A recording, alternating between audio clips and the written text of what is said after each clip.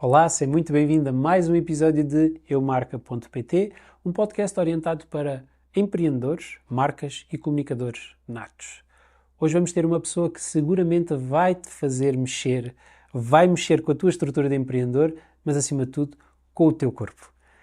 Tenho a certeza que já desvendaste quem é, mas acima de tudo fica atento a todas as dicas e todos os projetos que ele te vai deixar em cima da mesa. Se ainda não subscreveste o nosso canal, ajuda-nos a chegar a mais pessoas.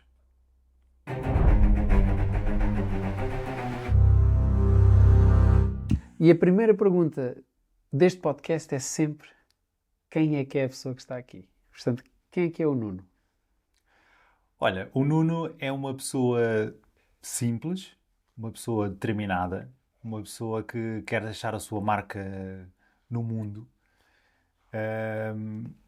Mais do que tudo, é pai. Sempre foi um sonho muito pessoal ser pai. Deixar uma descendência minha, estar presente com os meus filhos. Aliás, grande parte das minhas decisões desde 2019 foram nessa direção de ser pai, de ser um pai presente, de educar os meus filhos, de levar os meus filhos a serem umas melhores pessoas e acreditar que eles vão melhorar o mundo, não é? Portanto, acima de tudo, é ser pai. Ok. Isso toca-te aqui. Esse teu, essa tua missão, essa tua visão veio de algo em específico, ou seja, de algo da tua infância, quando eras mais novo, ou foi algo que, com o passar do tempo, tu sentiste que faria sentido tu deixares esse legado? Ou esse legado é reflexo de vivências, experiências? É de vivências, experiências e, sobretudo, da minha passagem como bailarino na dança. Eu percebi que, como bailarino e depois mais tarde como professor, podia impactar um leque gigantesco de pessoas nos eventos onde eu era convidado para estar presente, para representar Portugal com o meu paravanda. E eu percebi que se tu és uma pessoa alinhada com os teus valores, alinhada com o mundo e que queres fazer na tua ideia o bem, tu vais passar essa mensagem para aquelas pessoas. E já não é de um para um, já é de um para 50, 100, 200, 300, 600 pessoas que estão a fazer os teus workshops, estão a assistir aos teus shows e que depois vêm falar contigo. Então vem muito daí de eu perceber que, na altura, como artista, o impacto que eu tinha na vida das pessoas. Como é que eu podia mudar a vida das pessoas só com um simples workshop? Nem sequer falar com elas, só com a minha atitude em palco. Diz-me uma coisa, isto é algo interessante e ainda bem que abriste já a máscara, porque também íamos passar por aí. Como é que tu chegaste a ser bailarino? Ou seja, onde eu vou reformular esta pergunta, porque isto tem muitas coisas. O que eu quero dizer é, tu nasceste com aquele dom da performance que tu tiveste ao longo dos anos, ou foi algo que tu disseste, não, eu quero e eu tenho que trabalhar todos os dias para chegar lá? Não. Eu, quando analiso, eu nasci com o dom de fazer acontecer. Eu quero fazer. E fosse o que fosse, eu dava e dou o meu máximo para conseguir atingir um objetivo sempre de uma forma o mais honesta possível. Ou seja, sem passar por cima de ninguém e por aí fora. E a vida, o universo, foi-me presenteando com várias portas. Inicialmente passei pela vida militar, depois pelo fitness e depois então pela dança. Então isto foram portas que se foram abrindo. Eu, de criança, o meu sonho era, eu queria ser militar. Ok. Queria ser militar e só que cheguei a ser militar, as coisas não se foram proporcionando para eu chegar aos rankings que eu queria. Pá, e eu estou aqui a mofar, estou aqui a fazer nada, então vou fazer pela minha vida lá fora. Lá está, o querer fazer acontecer. E foi aí que eu entrei depois para o fitness, do fitness depois passei para a dança e na dança eu encontrei o que eu chamei na altura de o meu lugar e que hoje eu reconheço que é o conquistar. Ou seja, ter sempre algo novo para conquistar e arranjar e fazer com que eu tenha sempre uma versão melhor de mim próprio. Portanto, podemos dizer que tu és o Ronaldo do teu nicho da dança. Ou Bom, foste, ou foste. sim, neste caso, ao momento em que estamos a gravar este podcast, ainda sou, porque ainda não houve ninguém que atingiu ou que atingisse as marcas que eu e o meu par atingimos até 2019, que foi na altura que decidimos parar. Mas pronto, fico lisonjeado com a comparação, mas sim. Não, porque isto é muito. Isto reporta também um bocadinho aqui para o empreendedorismo, que é a questão das pessoas acharem que tem que nascer com um dom ou talento para fazer coisas acontecer. E a Wanda, eu conheço os dois, tenho o prazer e o gosto e a satisfação de conhecer os dois e terem também passado aqui por uma jornada muito importante na minha vida.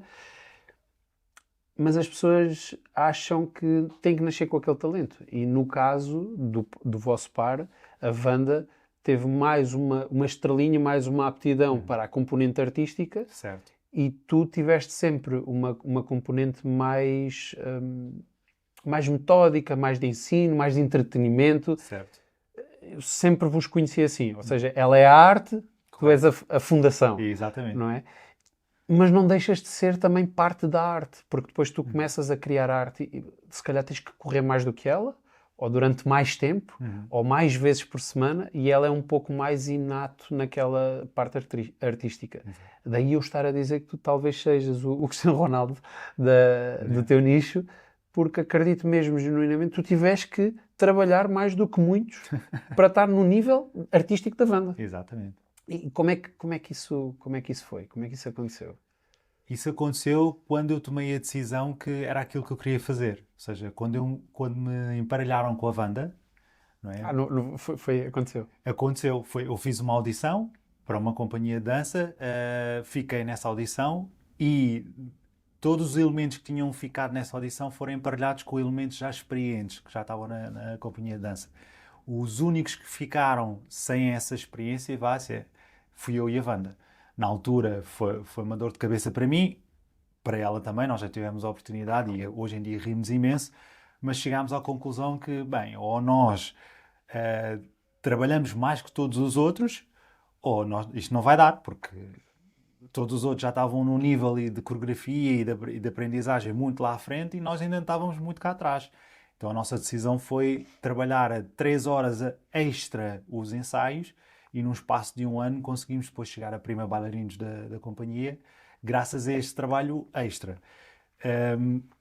Eu sempre precisei de um trabalho extra, não é? Mas a Wanda, como é um trabalho a par, tinha que o fazer também porque tinha que ser. Mas esta vontade de vencer, vontade de partilhar, na altura era partilhar a nossa alegria pela dança, levou-me a trabalhar incessantemente. Às vezes necessitava mesmo que a Wanda dissesse, Nuno, eu já não consigo mais.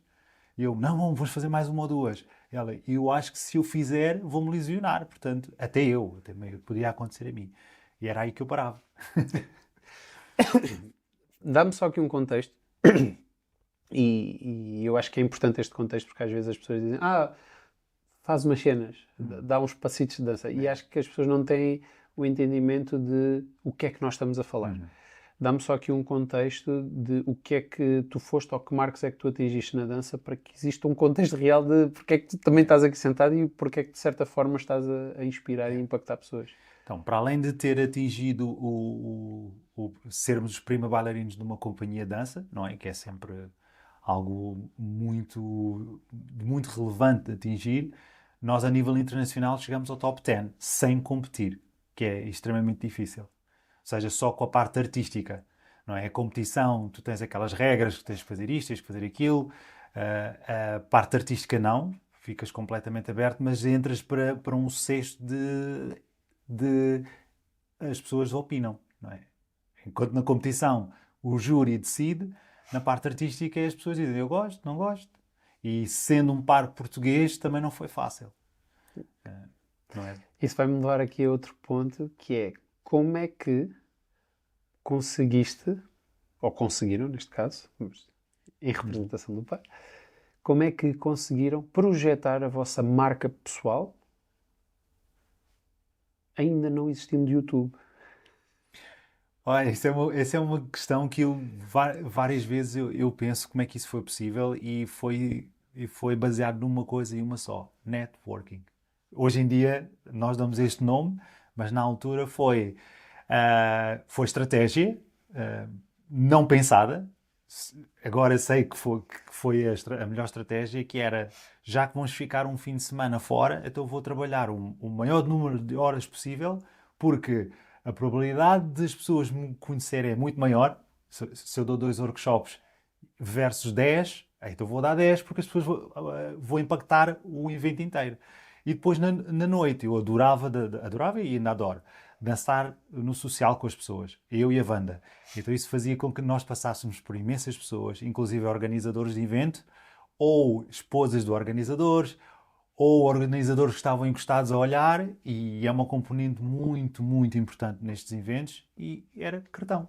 Chegavam ao pé de nós assim: olha, eu gostei do vosso show, gostei do vosso workshop, ouvi falar de vocês no social, está aqui o meu cartão, dê-me cá o vosso cartão que eu gostava de que vocês viessem ao meu evento. Então era assim que nós esgotávamos a nossa agenda. Nós tivemos a nossa agenda todos os fins de semana esgotados, exceto 4, que era o agosto, nós não trabalhávamos em agosto, durante 4 anos. Assim, networking. Que hoje em dia nós chamamos isso o pão com manteiga, não é? Que é as coisas que base. nós temos que fazer É a base. repetidamente e que as pessoas não estão dispostas a fazer, porque é tudo muito mais fácil pelo digital.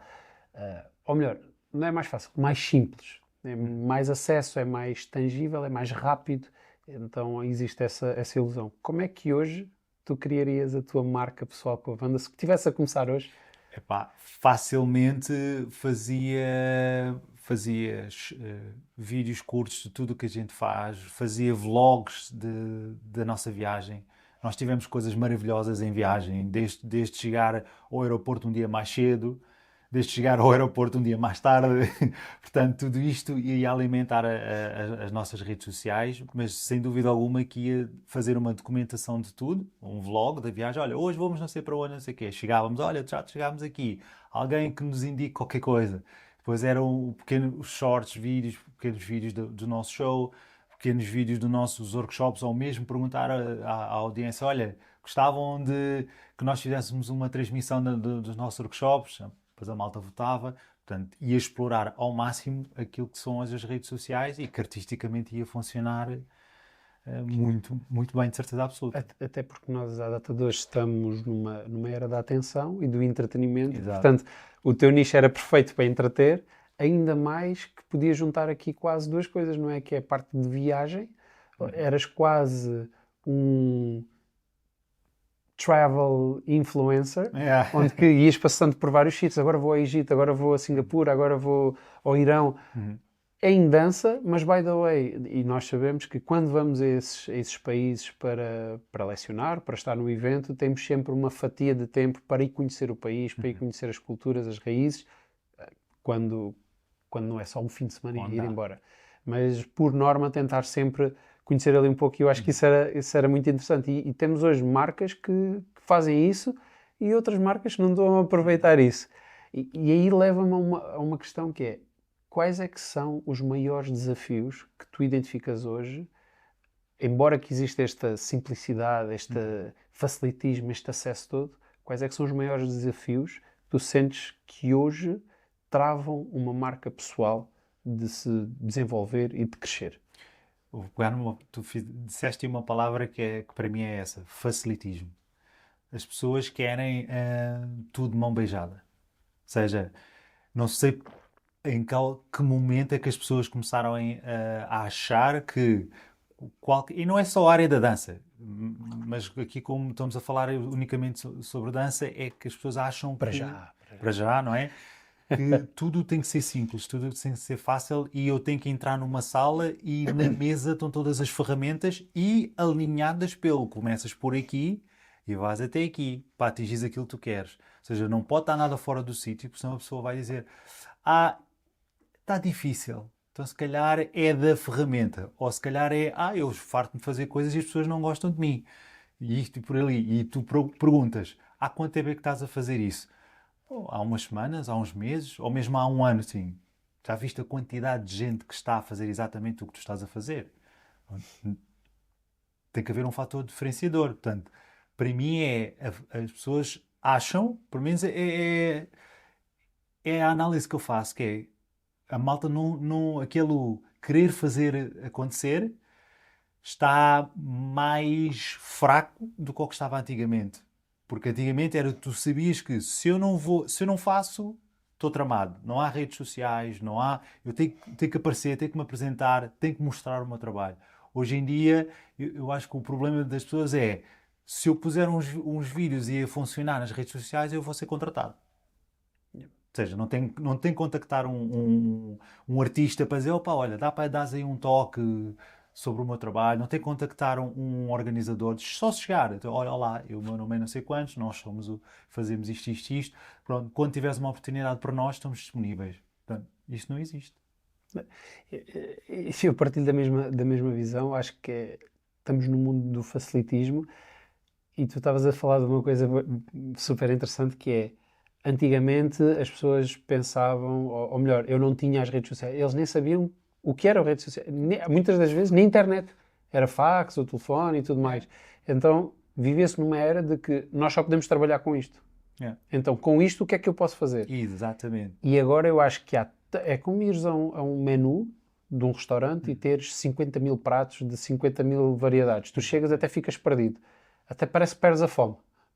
E eu acho que é precisamente isso que acontece. As pessoas estão com fome, mas como é tudo tão simples, Tem que me vir servir. é tudo tão simples, tem tantas opções, tem tantas coisas, que até perdem a fome. É. Então, qualquer coisa que me sirvam, chegou para mim.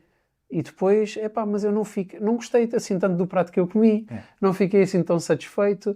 E nós dizemos, pois, mas se calhar não escolheste bem. Ok, mas eu tenho tantos, o que é que eu vou escolher? Então se calhar troca de restaurante. E se me permites, ainda adicionava Permite aqui... tudo o que tu quiseres. Boa. Que é, antigamente, via-se uma coisa que hoje em dia não se vê, que é, tu vias o esforço e o crescimento dos teus colegas. Porque estavas lá. Não havia YouTube, não havia nada disso, mas tu vias de evento para evento a evolução das coreografias, o esforço dos colegas. Tu vias isso, as lesões, estavas presente. Hoje em dia, aquilo que a malta vê são os vídeos bem produzidos, os workshops cheios, ou o fim do workshop cheio e já produzido para aquele efeito. Portanto, talvez isso também funcione um pouco contra quem está a dar os primeiros passos, porque olhas assim, se eu postar este número de vídeos, não é? Eu vou ter o mesmo sucesso com aquele artista, só que eles não veem o back-office. Antigamente nós tínhamos acesso a isso, a uma parte. Hoje em dia não. Como sim, chegas a mais pessoas, mas também, sei lá, em 100 wannabes, 98 ficam pelo caminho, porque acham que é só fazer aquilo. Não tens que ensaiar. Eu lembro-me quando eu dizia que ensaiava 3 horas por dia, havia malta que revirava os olhos. Isto já estamos a falar nos anos 2012. 3 horas por dia, vocês aguentavam? Então, se eu quero chegar a um fim de semana na minha alta performance, dormir muitas vezes no máximo e em bons fins de semana 6, 8 horas por fim de semana e continuar a performar da mesma forma, eu tenho que estar... a minha cabeça nem sequer tem que pensar na coreografia, eu só tenho que executar, ponto. E para isso eu tenho que treinar. Em todos os cenários possíveis e imaginários. As pessoas acho que hoje em dia não têm essa percepção, e isso no mundo do empreendedorismo exatamente a mesma coisa. Sim. Porque nós estamos aqui a falar de algo de nicho, mas não tem a ver com a ação, ou seja, com o ambiente e a ação em si de dança, mas tem a ver com a ação e o movimento da pessoa, do mindset e de como é que nós chegamos lá. E hoje em dia é tudo tão simples que acho que as pessoas esquecem de fazer... Olha, o pão com manteiga que nós estávamos a falar, as pessoas esquecem-se de fazer a base, esquecem-se de fazer o básico, bem feito, porque na tua altura tu tinhas a capacidade de ter outros organizadores, porque são amigos dos organizadores, a ir a backstage a ver o que é que vocês fazem em backstage. Falavam entre eles e recomendavam. Hoje em dia nós temos a capacidade de mostrar o nosso backstage e nós não o fazemos porque só queremos a alta produção. E mesmo à data de hoje nós temos o mercado a fugir da alta produção e quanto mais orgânico, mais atenção tu tens. Também QB, com um mínimo de qualidade, mas, mas sim. E isto faz-me levar aqui a um ponto, quando nós já estamos a falar aqui de empreendedorismo, marcas e tudo mais, tu eras artista, foste artista, foste sócio de uma escola, começaste também a seguir as primeiras pegadas dentro do mundo do empreendedorismo, até chegares aos teus negócios atuais, Certo. que não é um, são vários, e a minha pergunta é, como é que tu transformas uma marca pessoal em negócios físicos, institucionais? Quais é que são as diferenças, as principais diferenças? Olha, as principais diferenças é que até então eu estava habituado a trabalhar com sociedades, com sócios. E então era uma decisão muito de sociedade, não é? Havia ideias em cima da mesa, o que é que vamos fazer? Havia um desejo que era transversal, que era o de criarmos o primeiro dance center a nível nacional, não é? Antes disso ainda tínhamos criado a escola com maior projeção a nível nacional nas danças urbanas sociais. Depois então é que veio o maior dance center a nível nacional. E depois, pela questão de querer ser um pai presente, vim pela primeira vez sozinho no mercado. E sozinho no mercado comecei a pensar o que é que eu poderia fazer sozinho. E já que tinha a possibilidade de ter uma voz única, que era a minha voz, e não tinha que agora convencer ninguém ou a trazer argumentação para cima da mesa, então qual era a pegada que eu queria fazer qual era a pegada que eu queria trazer agora para o mundo do empreendedorismo, ou o mundo da dança, ou o mundo do marketing, whatever, aquilo que fosse necessário para que eu pudesse ajudar outros a terem os mesmos resultados. Então foi aí que eu criei as marcas que criei até agora, que são mais dedicadas à área da dança, mas que de vez em quando impacta outras áreas também, mas foi aí que eu comecei a desenvolver em 2022 as marcas que tenho agora. Quais é que foram os principais desafios que tu tiveste na construção de marcas institucionais? A velocidade. A velocidade. Eu estava habituado a uma velocidade muito maior, talvez porque também estava com as costas quentes, não é? O nome que tinha, a estrutura que tinha, e de repente, quando deixei de ter isso, não deixo de ter o nome, continua a ser o Nuno Bastos Furtado, não é? Mas agora estou a atingir outro nicho de pessoas. Apesar de ser pessoas que estão dentro da área da dança, mas muitas delas nem sequer sabem, nem sequer o negócio que eu tinha antes. E é a escola com mais unidades a nível nacional, e as pessoas nem sequer sabiam o nome o que eu acho também que é, pronto. É o Enfim, reflexo. É isso, chama-se reflexo. enfim, se tu estás na área e não conheces os big players, É o reflexo daquilo que nós já falámos, o facilitismo, yeah, nem preciso de procurar. Mas acho interessante que é, naturalmente, isto é um ponto muito importante. Nós estamos a falar de uma marca pessoal, e fazendo aqui um comparativo, calma, não fiques nervoso. O Elon Musk e a Tesla, o Steve Jobs e a Apple, o Nuno Bastos Furtado e os seus negócios. É a velocidade com que uma marca pessoal consegue se projetar no mercado e acelerar todo o seu crescimento versus uma marca institucional certo. que não tem uma cara. Exatamente. Que não tem uma cara. E é difícil construir uma cara. É difícil construir uma cara. Como é que tem sido este processo e quais é que são os passos que tens vindo a dar para construir essa cara do teu negócio? Olha, o processo tem sido muito gratificante e muitas vezes tem que me puxar um pouco para baixo para desacelerar. Porque eu quero resultados rápidos, não é? E tenho que entender que para uma marca pessoal isso não acontece. Ou seja, tens de trabalhar. O maior baque que eu tive foi agora tens de trabalhar a base outra vez. Esse foi o maior baque. Foi aquela ficha que cai. Foi bora, bora, bora. Depois de repente, espera aí, bora aonde? Tu estás a criar uma marca pessoal, novos negócios, então tens que voltar à base. Então tens que colocar no mercado quem tu és, para que as pessoas saibam quem tu és, para que as pessoas tenham confiança em ti, olhem para ti como uma mais-valia para o negócio delas, se assim o for, e depois então comecem-te a conhecer. E isso demora tempo. Começam-te a seguir. E isso demora tempo. Começam a ganhar credibilidade com aquilo que tu fazes. E isso demora tempo. E tudo isto são várias coisas que tu vais construindo na tua marca pessoal, até chegar a um ponto em que, e normalmente é aquele ponto em que tu chegas e dizes assim, pá, isto não vai a lado nenhum. É este pontozinho aqui, quando tu pensas, isto não vai a lado nenhum, deixa-me lá dar mais um passo. E quando dás esse passo, a mágica acontece. Oh. A mágica acontece. As pessoas já ganharam a confiança que deveriam ganhar sobre ti, que às vezes, pelo mapeamento que eu fiz entre 1 a 2 anos, a pessoa começa-te ali a seguir, a namorar, e depois assim, ok, esta é a pessoa que eu agora vou contactar ou contratar ou, sei lá, consultar para me ajudar. E esse tempo. E isso nós estamos aqui a falar de humanização de uma marca institucional. Yeah. Ou seja, usares a tua marca pessoal dentro de uma instituição numa vertente completamente diferente. Yeah. Porque tu tinhas uma construção de uma marca pessoal, Certo. enquanto professor e performer, não é? Artista, e agora já não estás nessa posição.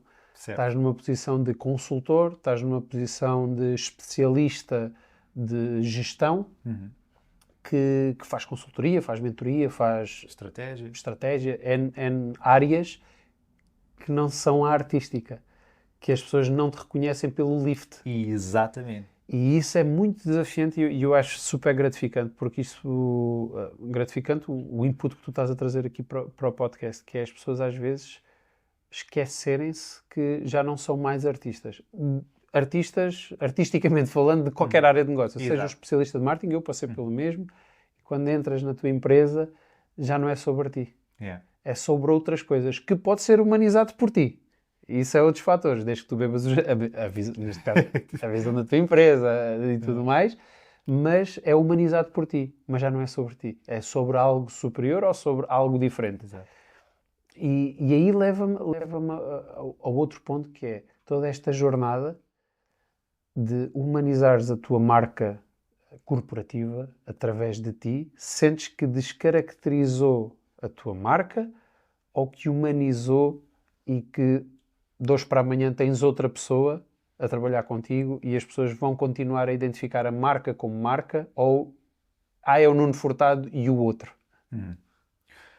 Eu gosto mais da ideia de que a marca Nuno Baixo Furtado vai crescer, vai ter a sua dimensão que tem que ter, que estrategicamente eu pensei, e que dentro do meu nome terá os seus projetos e é o resultado desses projetos que vai impactar as pessoas. A marca Nuno Baixo Furtado até pode sair, mas estes projetos, com a credibilidade que têm, vão ter a sua continuidade. Não vão acabar porque o Nuno Baixo Furtado saiu, eventualmente podem abanar um bocadinho. Eu não acredito assim tanto nisso. Acredito mais de que se os resultados daquelas marcas são bons e as pessoas ficam contentes e aquela marca ganha credibilidade, independentemente do seu criador, a gestão daquela marca vai fazer com que as pessoas se mantenham fiéis àquela marca, independentemente do Nuno Baixo Furtado estar lá ou não. Se for também necessário estar lá este nome, ou seja, estar lá a minha cara ok. Mas o trabalho que eu estou a fazer agora é para os negócios dispararem tendo em conta o meu nome e depois conseguirem seguir sozinhos. É quase aqui a analogia do foguetão, não é? Sim. Tens os propulsores. Exato. E chega a um certo ponto que o Nuno Baixo Furtado deixou continua. de estar em cena e o negócio continuou a fazer o que tem que ser o seu propósito. O que é desafiante. À data de hoje, como é que a tua marca, uma delas, é referenciada? É a empresa do Nuno ou no caso, a ProDance? ProDance Expert. A ProDance Expert é o Nuno da ProDance Expert. Eu penso que, por enquanto, ainda é o Nuno da ProDance Expert. Ok. O que é bom. No próximo ano, sim, é bom. No próximo ano vai mudar um pouco, porque agora está na altura de reverter, na minha estratégia, está à altura de reverter esta conversa, porque a verdade é que as marcas não almoçam com marcas, não é? As pessoas almoçam com pessoas. E nas redes sociais, cada vez mais as pessoas acreditam em pessoas. Então, se assim o é, tu trazes a marca para segundo plano, ela continua lá, tem o seu propósito, mas tu ficas agora cá em cima. Então, o que eu tinha feito até agora era o nome da marca, ok? E agora vou fazer isto. No próximo ano passo para cima e vou falar como eu. Portanto, se a pessoa, depois vamos imaginar que a pessoa não se identifica comigo, mas pode se identificar com a marca, com aquilo que a marca representa, aquilo que ela faz. Porreiro. Ok. Então tu vais fazer uma separação entre o que é a marca e o que é o Nuno Furtado. Havendo a ligação, Sim. mas vais fazer aqui uma separação clara. Já a preparar a saída. Ok. Inteligente. Inteligente. Diz-me uma coisa, para além da Prodance Expert, tu tens a VD, a Viagem Dançante, que é um Exato. projeto onde és co-founder. E isto é um projeto, para quem não conhece, vocês viajam por todo o mundo, viagens premium, exclusivas, onde Certo. vocês têm um serviço exclusivo de uma experiência exclusiva, vamos falar assim, não é só um serviço, é uma experiência exclusiva onde tem caminhos onde pessoas não palmilharam ainda ou conjuntos de atividades que pessoas ainda não fizeram e conseguem integrar a componente dançante também nessa viagem. Pode ser um cruzeiro, pode ser uma viagem exótica, pode ser o que quer que seja que vocês desenhem, tem sempre um quê muito especial de vocês não encontram este produto no outro lado porque isto é a junção de várias coisas num só produto. Exato. E isto acabou por ser muito de nicho, um produto muito de nicho, mas tu acabaste por também internacionalizar a marca. Certo. Quais é que são os 3 principais desafios que tu tens ao internacionalizar uma marca que começa aqui e depois vai para o mundo?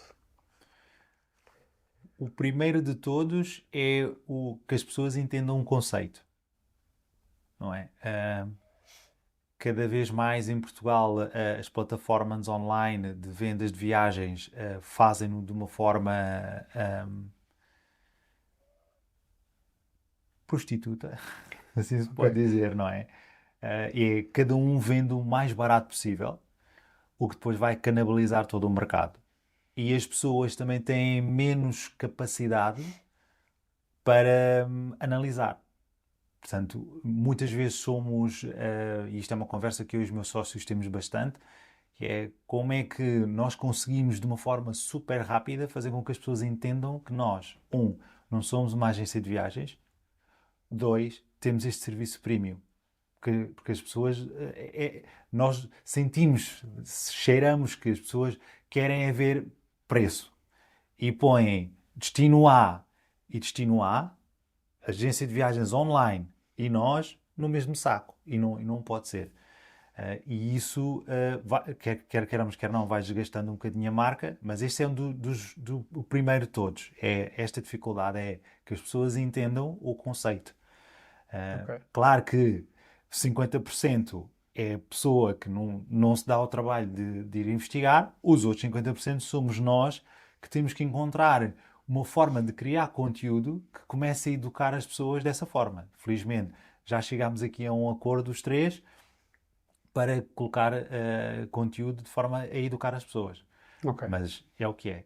Pronto. O outro conceito, outra dificuldade é o fornecedor. É os fornecedores entenderem que o nosso projeto é um projeto, não é? É um projeto diferente de todos os outros e não é uma viagem de grupo de nada contra, mas de um influencer. Não é? É algo que chega até a ser terapêutico, não é? E nós até temos uma frase que é aprenda a dançar em grande estilo.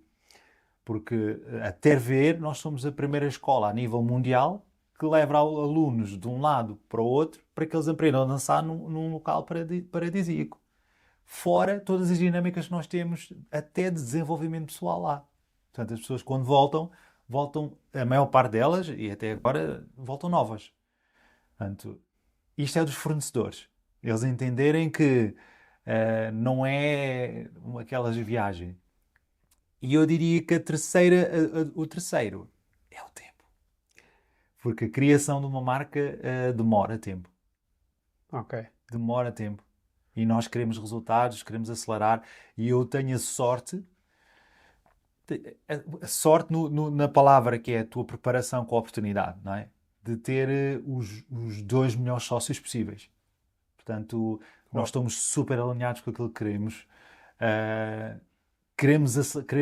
O acelerar para nós queremos chegar a mais pessoas porque sabemos que isto vai ajudar as pessoas, vai impactar as pessoas, vai trazer alegria às pessoas. Eu até costumo ter uma frase que é: se todos os líderes mundiais que andam aí à porrada uns com os outros, se eles entrassem numa aula de dança, se começassem a dançar, eles não tinham tempo para essas macacadas. Não é? Eles não tinham tempo para isso. Ficavam muito mais felizes, porque quem dança é mais feliz. E como nós temos esta noção completa, também já somos profissionais, tanto eu como os meus sócios, já ensinamos pelo menos há mais de 20 anos.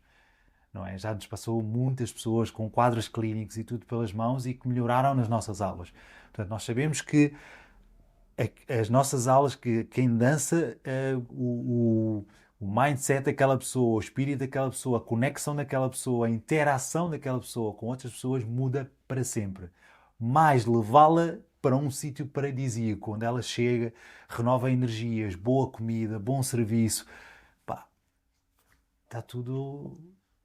Estão colocadas todas as características, as melhores características para que dê bem. Mas isso eu sou uma pessoa muito visual e estou a imaginar o Trump a dançar com a Merkel. Acho que ia ser magnífico. Eu acho que ia ser magnífico. Uma tarraxinha entre eles? Uma tarraxinha. Assustador. Estás a falar aqui de três dores de crescimento e 3 desafios que nós temos no crescimento. Qual é o preço que qualquer marca deveria estar disposto a pagar?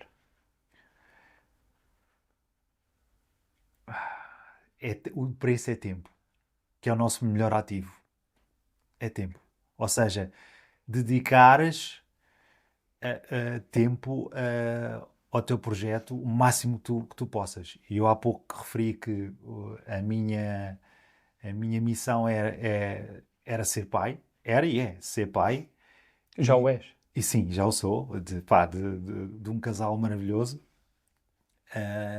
E o grande desafio aqui é como é que eu equilibro não, como é que eu distribuo as minhas 24 horas por tudo, pelo tempo que tenho que ter para mim, para os meus treinos e por aí vai, para a minha lucidez, para a minha mulher, um pouco para os meus amigos também, não é? E para os meus filhos. Tudo isto tem que ser equilibrado. Falando aqui em tempo e em estrutura e divisão de horas, como estavas a falar, e bem, quais é que são as diferenças que tu tens que ter em tempo, de divisória de tempo, quando és uma marca pessoal e quando és um empreendedor ou um empresário? Okay. É que numa marca empresarial, tu fazes o possível em 24 horas. Numa marca pessoal, tu fazes o possível em 48. Ou seja, o teu dia passa a ter 48 horas. Ok. E agora desmistificar aqui isto. Calma, isto ficou assim no ar. Agora temos aí as marcas pessoais todas a dizer: caraças, o meu relógio, vou comprar 2. Não, é que tu, quando és uma marca empresarial, e eu aqui parto do princípio que estejas a falar de uma estrutura como eu já tive, ou seja, tens uma carga societária, é isso? Sim. E aí, imagina, tens um espaço físico, ou tens uma Prodance Expert, ou uma VD. Exato. Tu aí tens uma distribuição de horas pela equipa, não é? Quando te tornas uma marca pessoal, tens uma distribuição de horas pela equipa, mas também tens de ter uma preocupação acrescida por ti. Quem tu és. Como é que tu queres que as pessoas te vejam ou te comprem. Ok. Então é uma atenção redobrada. É atenção no teu negócio e atenção na tua própria projeção como imagem. É fazer aquela separação entre marca, corporação, Exato. corporativa, e pessoal, pessoa, eu. Exatamente. Como é que... Ok. Portanto, meus queridos, isto desmistificando não é 48, é 12-12. Agora sou marca pessoal, tenho mais... Calma. Não, é 12-12. É só... Estamos aqui a falar em figuras de estilo. Não se atravessem agora aí a achar que isto temos muito tempo. Não, não tem, não tem. Tem as mesmas 24 horas. Exatamente. Tem as mesmas 24 horas. Ou seja, é produzires aquilo aquilo que tens que fazer em 24, agora vais ter que fazer, é como se fossem 48 horas dentro de 24. Porque tens duas preocupações, até mesmo porque a tua componente pessoal não às 6h30 não dá para desligar o telemóvel e pôr de lado, não é? Portanto, e isto eu falo profissional e pessoal. Não dá para ter esta régua assim tão bem delineada. Portanto, tens os dois eixos sempre para trabalhar, porque a tua performance de marca vai estar sempre associada à tua performance pessoal. Se a tua pessoal não estiver bem, a tua performance empresarial também não vai estar bem do ponto de vista de marca, porque ele vai beber da mesma essência, vai beber da mesma pureza, do mesmo alinhamento. Se não estás alinhado, se não tens clareza, tchau. É importante criar as regras para que uma parte não interfira na outra, mas tens de ter a consciência de que se és tu o motor da coisa, não podes desligar. Como é que, ou melhor, qual é que seria a framework que tu desenharias para seres um empreendedor de sucesso? Primeira coisa é assumir as tuas merdas. Okay? É tu entenderes em que estágio estás. O que é que tu precisas? Desenvolvimento pessoal, precisas de aprender mais sobre marketing, precisas de aprender mais sobre cultura, precisas de aprender mais sobre contratação, não é? Porque existem muitos empreendedores que são muito bons, mas depois têm um problema que é o ego, do género, eu não vou contratar aquela pessoa porque eu sinto que ela é melhor do que eu nesta fase inicial não quero porque vai-me roubar isto, vai-me roubar aquilo. Palco. Bom, vai-me roubar palco. Pronto. Essa mentalidade é destruidora de qualquer negócio ou crescimento de qualquer negócio. Portanto, a primeira coisa é entenderes quem tu és, onde é que estás e o nível da tua burrice. O que é que tu necessitas? Depois, a seguir, é entender quais são as únicas coisas que tens que ter na tua agenda. Ou seja, o 80-20 do Pareto. Quais são os 20% que eu vou fazer que vou obter os 80% de resultado. Okay? E passares este é o passo a seguir, por todas as áreas que o teu negócio vai ter. Todas. Na minha opinião, tem que ser assim. Todas. Para quê? Para tu perceberes o que é que vais ter que delegar. Que é o passo a seguir. Que é encontrares malta com capacidade e sempre que possível, melhor do que tu, naquela área específica. Porquê? Tu vais delegar, vais dizer à pessoa o que é que tu queres, vais abrir a porta para lhe dizer assim, o que é que tu achas? E essa pessoa vai dizer, ok, vamos fazer isso agora desta forma como tu estás a sugerir. Uma semana. Se ela for mesmo boa, uma semana é muito. Em 24 horas, 48 horas, aquela pessoa já está ou a trazer algo novo ou a fazer uma sugestão. Tu, se estiver alinhado com a tua estratégia perfeita, assim, arranca. Se não estiver alinhado, dás o feedback e se calhar há coisas que são ótimas, mas não é para implementar já. Vamos com calma, não é? E este género de colaboradores é fundamental para o teu projeto avançar. Pois é o feedback constante. Ou seja, delegar, mas analisar, estar ali em cima, KPIs, fundamental. Teres a tua equipa, tu e a tua equipa terem KPIs de forma a que tu saibas se as coisas estão aí na direção que tu pretendes ou não. Não é? Depois, logo a seguir, vêm as parcerias. Não é? Teres parcerias é importante para o desenvolvimento do teu negócio e para que ele ganhe outra robustez. Networking. E, por último, não teres medo de sonhar grande. Tem o mesmo preço. Porque dá exatamente o mesmo trabalho. Sonhar pequeno ou sonhar grande dá exatamente o mesmo trabalho. E envolveres todas as pessoas à tua volta. Ou seja, o teu círculo Isto também, eu diria que este também é fundamental. É outro aspecto importante, mas a partir do momento em que tu te conheces, também vais dizer o que é que tu queres e o que é que tu não queres. Não é? E vais começar a segmentar e o tempo que vais passar com certas pessoas, porque sabes que aquilo é tóxico para os teus objetivos. Ou seja, este último está relacionado logo com o primeiro estágio, É. que é perceber as tuas, o É o que é que círculo tu... de influência, Sim. não é? Oh, Por isso é que eu recomendo para quem, não sei se já vou passar à frente alguma pergunta ou não, mas eu recomendo para quem está a iniciar um projeto, o Cave Mode. É selecionar o número reduzido de pessoas, pá, 5, 10 pessoas, que vais começar a ter contacto com elas, em que 5 são as pessoas da tua infância e, é claro, família aqui, QB, não é? E os outros 5 é a influência que te vai ajudar a disparar o negócio. Todos os outros põe on hold. Deixa que sejam eles a enviar mensagens. Tu, epá, tu... E estás em cave mode. Ou seja, estás tão focado no teu negócio que não tens tempo para mais nada. É o negócio, se depois tiveres família, é o negócio e família. Negócio e família, tu. Negócio e família, tu. Acabou. E no negócio e na família está o teu CDI. Está O teu CDI, a tua base são os 5 de influência e os 5...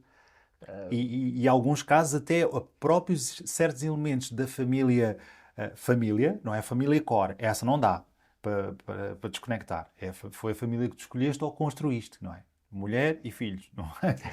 Agora, a família que vem a seguir, pai, mãe e por aí vai, às vezes, mesmo eles, vais ter que desligar por um tempo, porque a mãe que zela muito por ti, filho, Proteção, filha, estás protetora. muito magrinha, estás muito não sei o quê, estás muito... Pá, vamos ter que cortar porque não queremos aquele tipo de ais na nossa vida, porque imagina que há um desses comentários que nos cai num dia que nós estamos muito em baixo, só vai reforçar aquilo. Bom, agarrando no primeiro estágio, que é o desenvolvimento pessoal, que acho que qualquer empreendedor, empresário, marca pessoal, tem que ter um autoconhecimento brutal e desenvolver-se, ter sempre uma constante evolução, porque nós nunca chegamos ao pleno ou à plenitude. Há sempre coisas novas, Exato. há sempre desafios. Eu costumo dizer que são as feridas primárias e as secundárias. Quando nós curamos a primária, o que é que nos está a doer? As secundárias começam a ser as primárias, depois há as terciárias que passam a ser as secundárias, e quando nós curamos as secundárias que são primárias, isto é tudo sempre uma roda do rato. E temos sempre feridas, sejam elas quais forem, que foram na jornada mais recente ou na jornada mais antiga.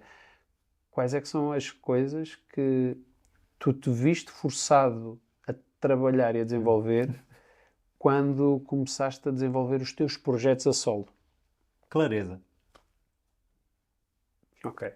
Clareza. Foi a ferramenta que eu mais trabalhei. Aceitar, primeira coisa, aceitar que estava sozinho no mercado, okay? De que agora não tinha sócios a quem recorrer para o que é que tu achas disso, o que é que achas daquilo. Mas clareza, sem dúvida alguma, que foi o que me ajudou a ter visão para o futuro, o que é que eu quero fazer, qual é o impacto que eu quero ter no mercado, e depois a partir dali traçar um plano de ação. Ok. Como é que tu trabalhas clareza? Já que fizeste essa jornada, já agora... de clareza. Olha, vou ao psicoterapeuta aí da esquina e vá... Não, vá, agora dá os inputs. Claro. Numa primeira fase procurei uma coach. Porque senti que queria velocidade e comecei a acompanhar várias pessoas que falam sobre mentalidade e clareza, desenvolvimento disto, desenvolvimento daquilo, e senti que o conteúdo que estava a vir de lá é sempre um conteúdo solto, a gente já sabe disso, não é? Mas depois há formas de nós conseguirmos ligar tudo quando já tens alguma base, que era o que eu não tinha.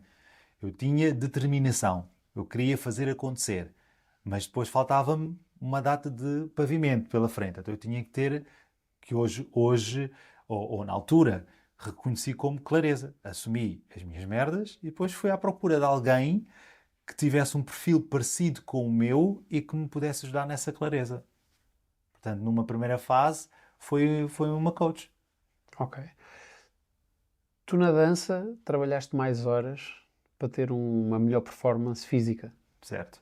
No empreendedorismo, quantas horas é que foram precisas ser trabalhadas? Não as 3 horas de treino por dia, mas quantas horas é que foram precisas ser trabalhadas e como para chegares ao patamar de um empreendedor com clareza? São mais horas, porque não é tão físico, é mais mental. Mas, acima de tudo, aquilo que eu noto e que faço aqui o paralelo é... Na dança eu treinava essas 3 horas e desligava.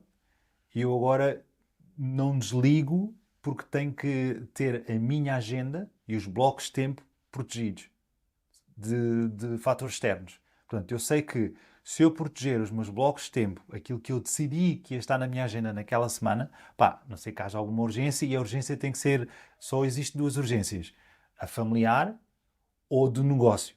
Aconteceu qualquer coisa e aquela semana tem que mudar. Não há mais urgências. Pronto, não é? Portanto, se os blocos de tempo são protegidos, tudo bem. E isso implica uma vigilância constante.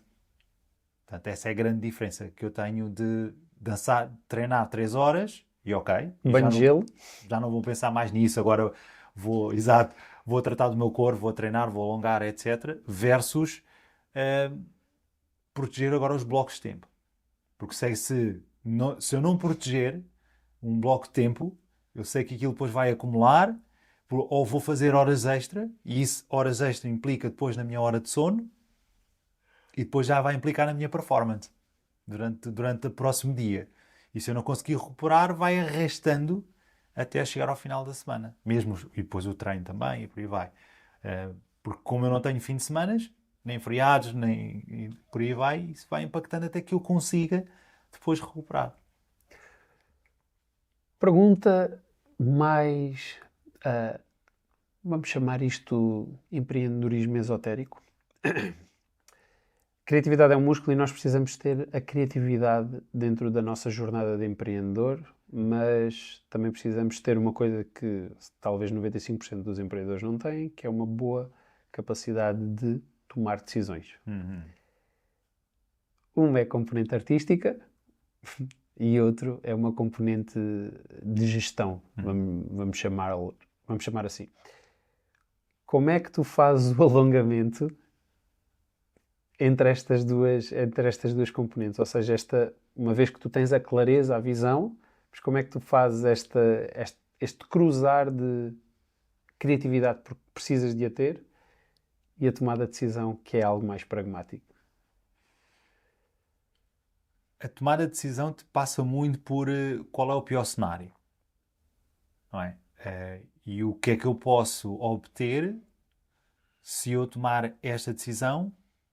Ou é um exercício muito simples. Uma folha A4, pronto, vou dar aqui visualmente a coisa, uma folha A4 dividida prós, contras. O que é que se eu postergar esta decisão, qual é o impacto que isto vai ter no meu universo? Não é só na empresa, é em tudo. Não é? Porque se nós tomamos a decisão errada, e porque é que eu faço assim, entre aspas, porque nós nunca sabemos se é certo ou se é errado. Só mais lá à frente é que nós vamos entender. Mas quando é tomada uma decisão errada, porque ou é tomada de uma forma emocional, depois isso vai custar em mais tempo de estar sentado, se calhar com a bunda numa cadeira, a tentar reparar o erro que tomaste lá atrás de uma decisão.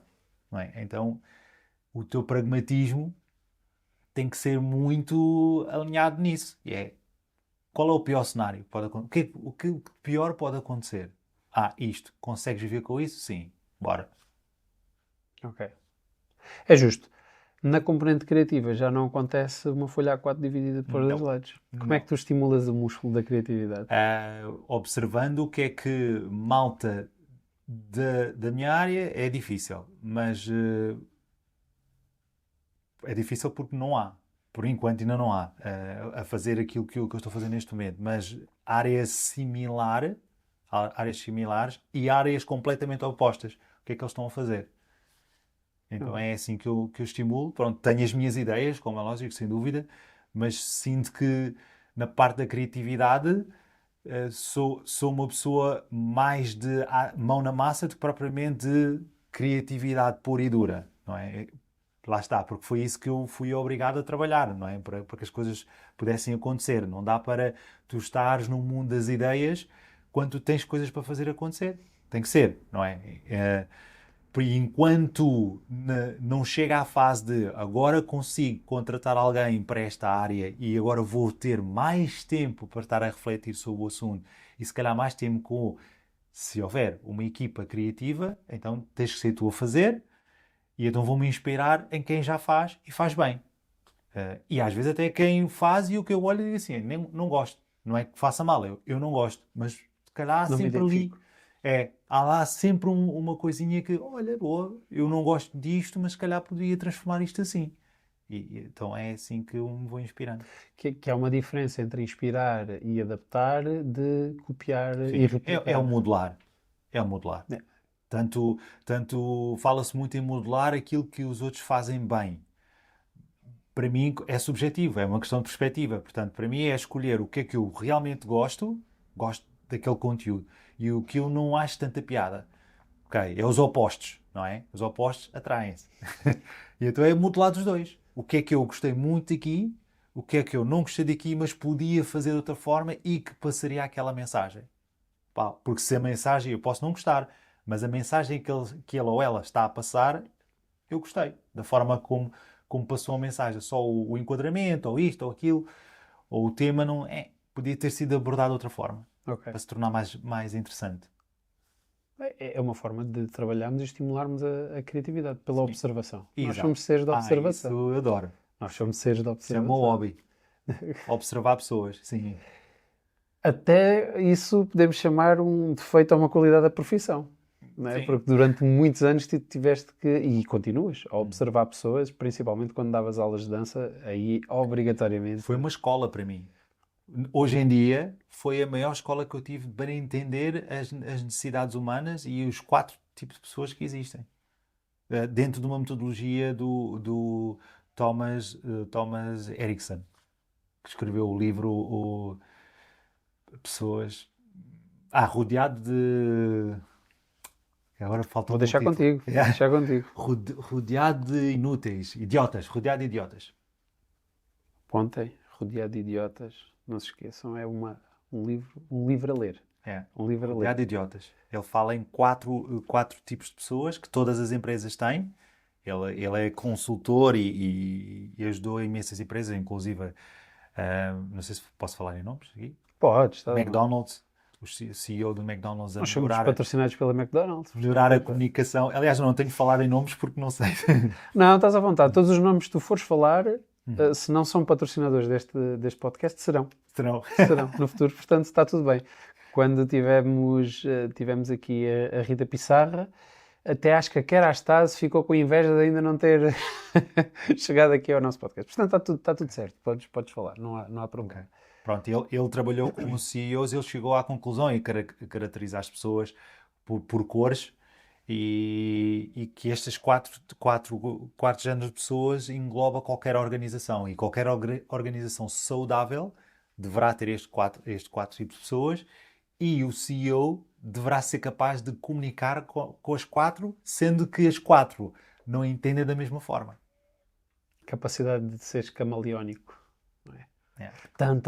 Querem saber mais? Têm que comprar o livro ou mandem mensagem para o Nuno e o Nuno passa o e-book. Portanto, está tudo bem. Nuno, se só tivesses uma ficha para apostar na tua marca ou no teu negócio, onde é que apostavas? Apostaria em colaboradores. Ok. O que é que queres dizer com isso? Quer dizer que grandes marcas fazem-se com grandes pessoas. Por muito bom que tu sejas, se tu não tiveres pessoas para alinhar na tua loucura, pessoas que até inicialmente podem nem ser pessoas qualificadas, mas que tu olhas para a pessoa, vês potencial e dizes assim: vou fazer com que tu subas ao mais alto nível. E claro, do outro lado tem que estar uma pessoa disposta a isso, e tu desenvolves aquela pessoa e aquela pessoa é um puxa. Portanto, qualquer marca que existe no mercado tem obrigatoriamente que ter uma equipa fora de série. Eu ia dizer aqui um palavrão, mas fora de série por trás. Não há como. Bom, Se quiseres dizer, se sentires que faz mais No sentido. Brasil não é. É uma equipa foda. No Brasil é uma palavra. Ok.